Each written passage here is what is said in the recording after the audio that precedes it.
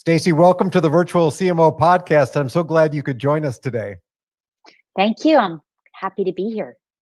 Great. I always like to start out and ask the guests of the podcast a little bit about their background, and especially with you, how you got involved in customer experience design, because it's such a fascinating topic for me. It is, I have to be honest, I fell into it literally. I spent my career in sales and marketing. And when I was at my job at Verizon at the time, I was responsible for digital experiences, e-commerce channel and such. And my boss sent me. There was this thing. He says CX. It's now important. VOC and CX. And I said, well, what is that? And he said, I don't know. We have to go figure it out. And so that's kind of the beginning of this momentum that continued, and it's changed a lot since 2013. There's so many more vendors and platforms and technologies to measure customer satisfaction. It's changed so much, but the fundamentals are still there and apply to every industry. Where I am now is Schindler Elevator Corporation. It's a Swiss-based company, thousands and thousands of employees in every country, and taking customer experience in a B2B space very seriously and using that as our brand differentiator. I look at the landscape today, and it seems like in some ways things have gotten dramatically better in terms of customer experience for us as consumers, us as people who work with other businesses. But at the same time, it has also gotten dramatically worse, especially in some areas. You mentioned Verizon before. We won't pick on any names, but what do you see when you look out there? Do you see things getting better and there's more of a recognition of the need around good customer experience design? Or do you see things just falling apart? I would say overall, all brands considered, we have a long way to go. There are definitely ones that are doing it really well, doing CX right, as I call it. And there are companies that are definitely improving. So it's an evolution. It doesn't happen over automatically. It doesn't happen overnight. It takes a very engaged, motivated workforce and a company culture.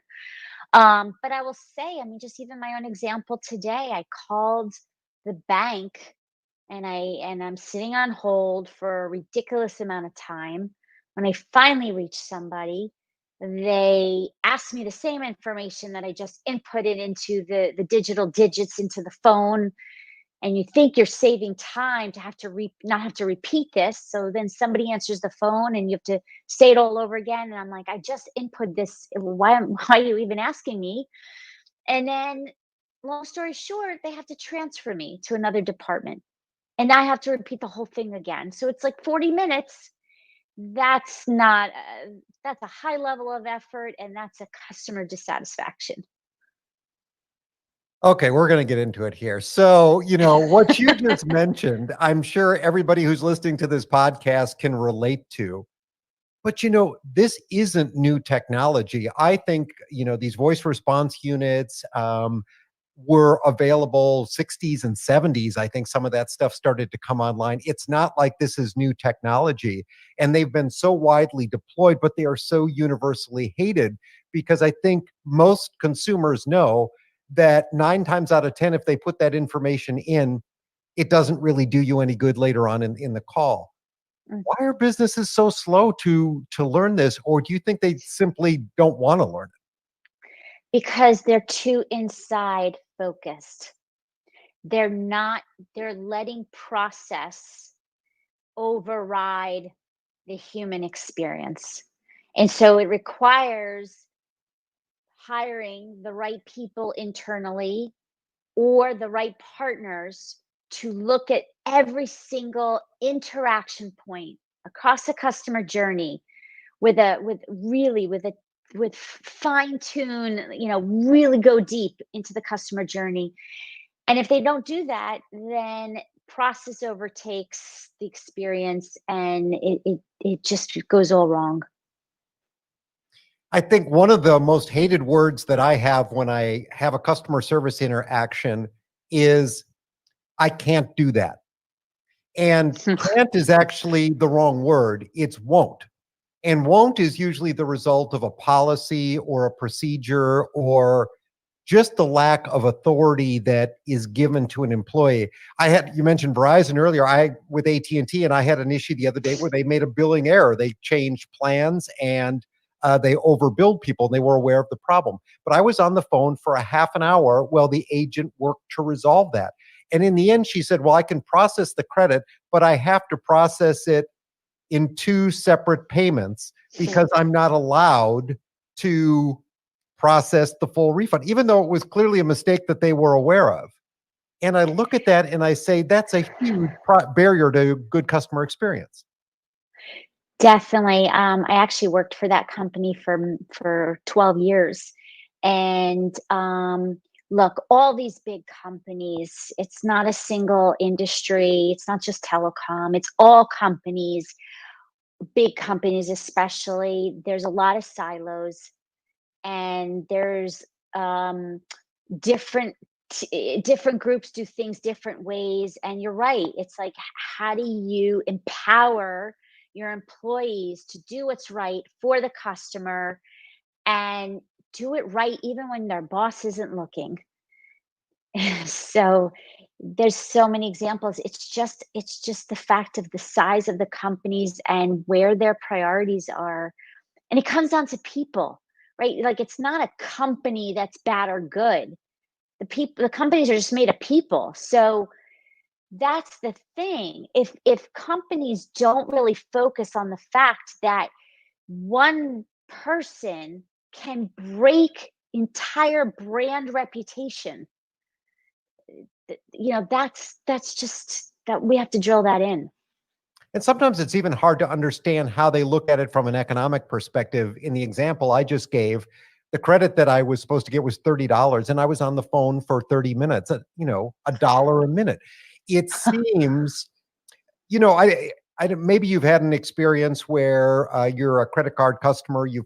There's been some kind of a charge or something that's a mistake, and rather than investigate it, they'll just say, "Okay, we're going to wipe that off your account." It's much cheaper for them just to quickly resolve the problem than to get multiple departments involved and have people escalate a problem. But yet, it seems so many businesses are going through this laborious process of painting their customers through all these procedures, and you wonder what the end result is.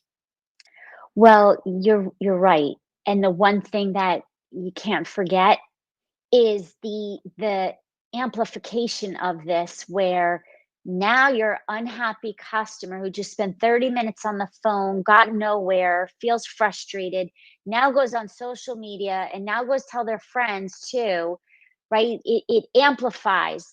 And so the cost actually becomes bigger because of lost opportunities and reputation. So it's, yeah, you got to get it right the first time.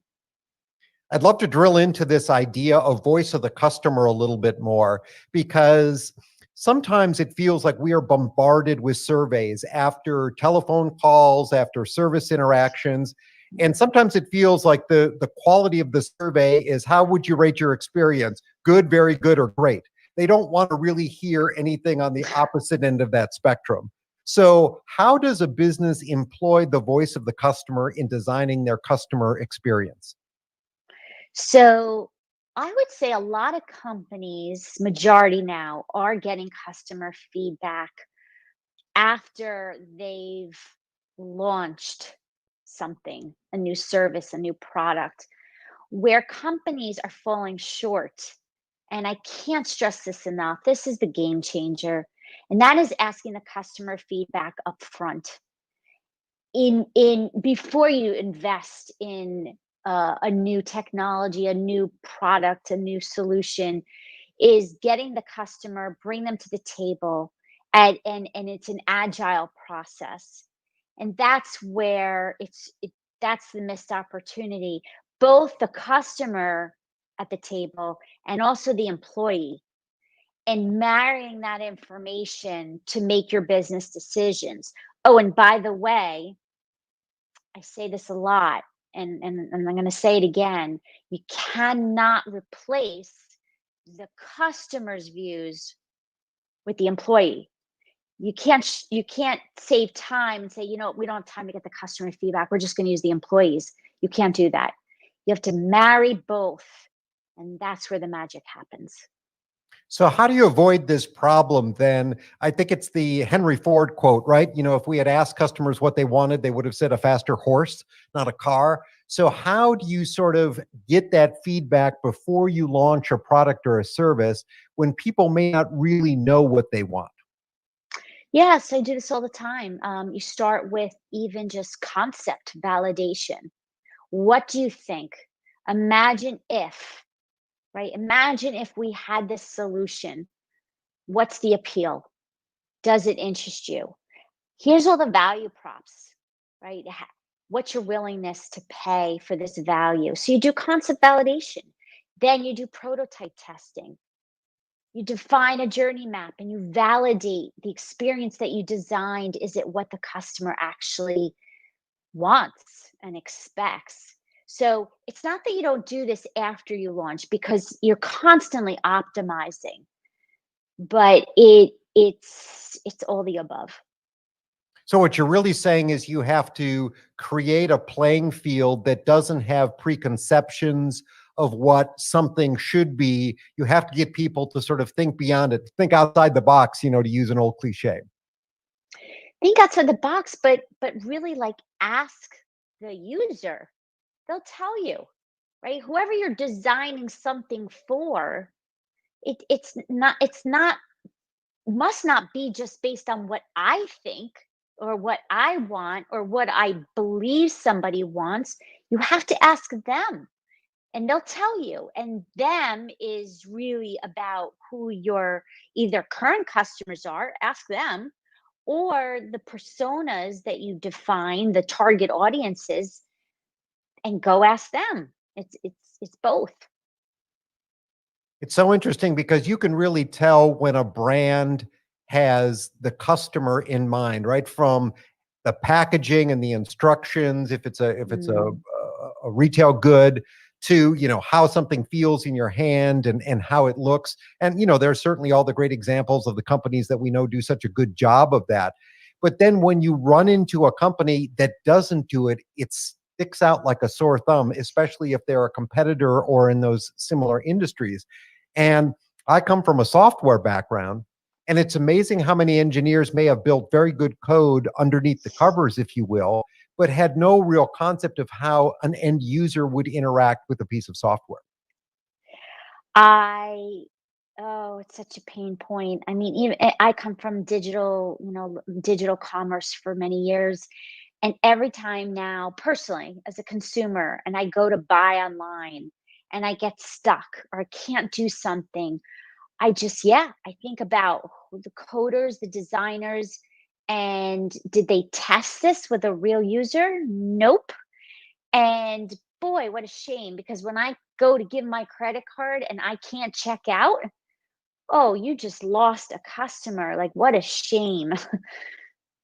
It's so true. I had that experience just the other day. And, so many companies are working on creating experiences that speed the process. Look at Amazon, with one click checkout.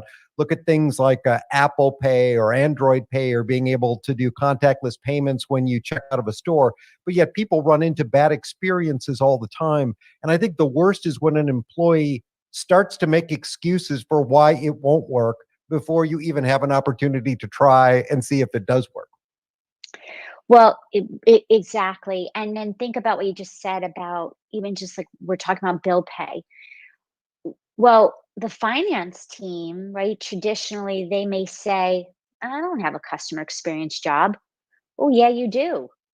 If the customer can't pay or their invoices are wrong or it's frustrating, it doesn't matter that it was so easy to buy it and get set up and start using the product. Customer service rep is nice. Just doesn't matter. If there's constantly billing issues and invoicing issues, right? What do you think? It's gonna ruin the experience. So I always emphasize the point that everybody has a customer experience job. You've got to realize that you play an important part. So you talk about this really in having customer experience throughout the customer journey, right? It's not just when they're on the sales side or a prospect and looking at your product or services, but it's when they actually make the purchase. It's the fulfillment of that. It's the after sales service or support that they may need. And then obviously the opportunity to come back in and buy again. So do you think companies get that? I think the brands that stand out for sure. Like I said, we have a long way to go, but I see a lot more of chief experience officers, right? Those roles becoming in companies, and chief marketing officers have CX skills and certifications. So it's blending. And the more that that's happening, and the more that you even have, I mean, you talk about diversity inclusion, right? That's a hot topic now. Why does that matter? Well, for 100 reasons, but from in the workplace, it's an employee experience. And when the employee feels happy and the employee feels valued, it all affects how the customer ends up feeling and seeing it. So it's interrelated. I love that because I think what you're really getting at is this isn't just a process for a department. This is about something that is intrinsic to your organizational culture. You have to build organizational culture sort of around this idea of a customer experience. Yes. And it's got to be both top down and bottoms up. It's gotta be both. One without the other doesn't work. And sometimes I think people get lazy and they say, "Well, it's just a person or a department's responsibility." No way. It takes a village, and it takes, the CEO and everyone down. This customer experience has to be on their every agenda that at the top, and it needs to be part of the sales force, right? They have their branch meetings. It's gotta be on their agenda. They're talking about what customers are saying. They're looking at the surveys and the feedback. It's everybody's gotta own it.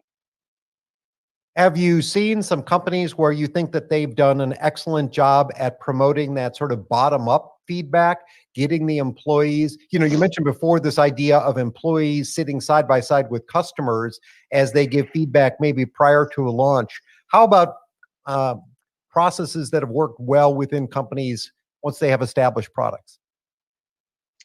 Yeah, I would say a lot of the companies I've worked for, where they intentionally are getting customer feedback upfront early on before launch. They focus on quality over speed. Um, they get customer feedback, they close the loop, which is what Schindler is all about. We're doing that very, very methodically.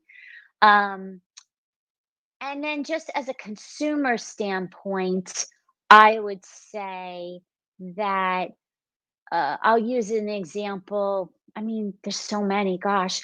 I would say that Starbucks, Trader Joe's are 2 that stand out to me, where the employees really customize what they're offering you, and what they guide you. They give advice based on what you tell them you're looking for or you're thinking about, or something I want to try.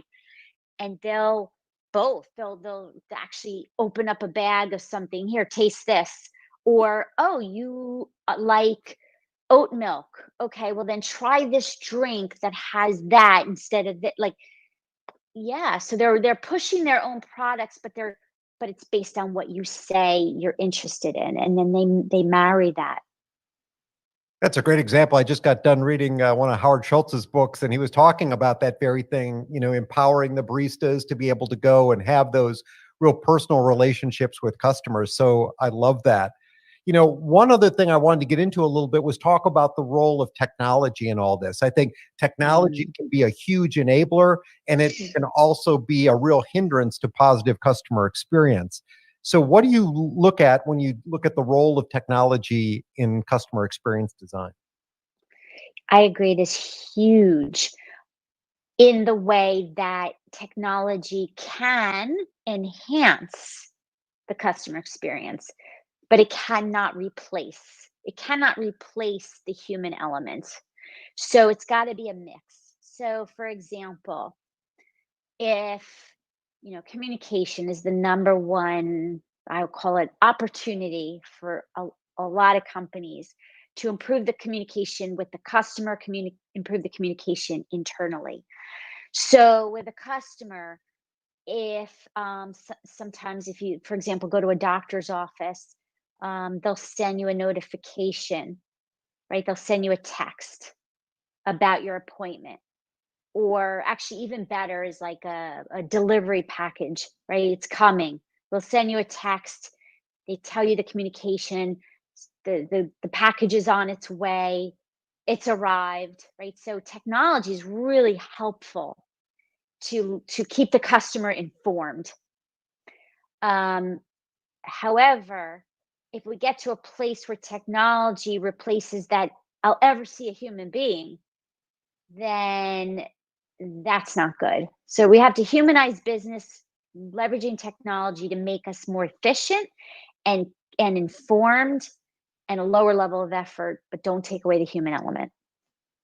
I remember when a lot of stores started to roll out self-checkout, and they have a scale on one side. So as you would scan an item, you'd put it in a bag and the scale would weigh it just to make sure that you're scanning everything that you say you're scanning and whatnot. But these things were so sensitive that almost every interaction was causing a human to have to walk over and override something because it wasn't working. So you'd get this bottleneck in self checkout because somebody had to intervene every time somebody was trying to use it. And so I think that that's a great example, is that technology can be helpful, but sometimes the way it gets implemented actually hinders the experience and takes away almost all the benefit from it. I love that example. That's great. I'll tell you where a company does it really well. No shock, is Amazon. So when I call, right, they have two-step authentication. But they found a way. They do that sometimes, and other times what they'll do is you call and then say, "I'm going to send you a text message. Just reply yes." And I'll do, and it saves all the upfront, so much information about account information. It was just literally a yes on my text, and save time. So that's in a case where I have the human on the phone, and the technology speeds the process of identifying who I am, and then we get right to it. And that's a great use case. Yeah, there have been some similar ones that I've seen where people, maybe you get online to talk to somebody in a tech support about a problem that you're having. And with a click, they can take over your browser. And so they can see exactly what's on your Yeah. screen. And so you actually feel that somebody is understanding your problem because they can see what you're seeing through your own eyes. So technology has a tremendous ability to empower this whole customer service process, but it can also really hinder it when it's implemented incorrectly. Yes. On the flip side, as a customer experience professional who has to aggregate the voice of the customer in all different channels, structured being surveys, but unstructured social media ratings or reviews, pulling it all together and then understanding the customer feedback holistically. Technology is tremendous to be able to actually do that quickly, be able to prioritize the feedback, get into the hands of the right people who can influence better experiences, predictive analysis, predictive outcomes. That's that's that's a beautiful thing when you have that right technology to do that.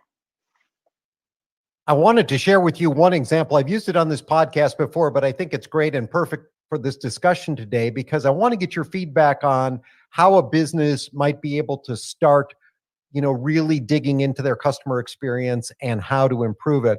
So I live down here in Orlando, Florida, and we've got the big theme parks here, and they were always opening up new attractions. And I was listening to a story about how one of the executives who runs the theme parks would come down when a new attraction opens to see what it turned out like. But they would never sort of do the VIP thing where they come in, they close down the ride, they take the executive to the front, they give them a special treatment, an experience. What they would do, they would buy a ticket, they would book a hotel room with their family, they would come down, they would wait in line like everybody else, they would experience the pre-show, the queue, the ride, the after ride, all of that just as a customer would, because that's the true experience, not the VIP treatment where you avoid all the hassle that everybody else has to experience. So I thought that was a great example of putting yourself in the shoes of a Hmm. customer. How do you recommend businesses start if they're saying, I know I've got some problems, I want to look at my customer experience? Yeah, I love that example a lot, and we do that tremendously where I work. Where I mean, the technicians, the mechanics, they're the front line when things go wrong or something's broken, right? So there's a repair needed. The front line, that the technicians have to go out and make a difference, and so people are encouraged, no matter what role they have, go out, ride along, go visit, step in the technician's shoes and understand what's it like in their role. And certainly the safety matters and all that they're doing. So yes, everybody at all different levels are encouraged to go walk in the employee's shoes, and and then the customer shoes as well. I love your example, and you're right. It does no good to have the VIP treatment because that's not representative of what you or I would experience, and so that you need more. You need all companies doing that. I think, we've seen that a company like Boeing has been in the news a lot this past year because of their problems with the 737 MAX that had some accidents. And I think one of the things that showed is that the engineers never really thought about what would happen if a number of situations would occur at the same time. And then the pilots, who in this case would sort of be the customers, had to experience all of that at once. And it was overwhelming for them. And it just shows that really, no matter what industry you are in, the whole experience and the design of that experience is so crucial to the end result of whether people like your product or find your product usable or worthy. Yeah, yeah. No, I agree. It's all part of a customer experience practice. And like I said, there's very basic human elements, but then there's a real practice. There's a real methodology, and that's a lot about what I write about and blog about. It's a practice, and it's constantly practicing and measuring customer happiness, employee happiness, optimization, action planning, closing the loop. It's definitely a process. So, speaking about what you write about and blog about, share with our audience where they can find you on the web. And I know you're a contributor to a book that's out right now. Talk a little bit about that as well. Yeah, so that project was really a beautiful outcome of a bad situation being COVID. I was able to connect with people in so many countries, and we came together and said, let's write a book around customer experience and best practices and actionable tips.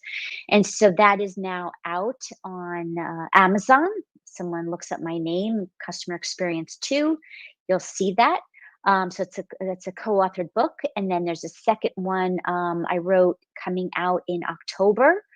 And what's really cool is that's for the Brazil market. Okay. So I don't even know if in English I'll be able to read it, but I know what I said. um, and so the point is that customer experience is really booming everywhere. People are hungry for information, how to do it, how to measure it, how to know to do it right.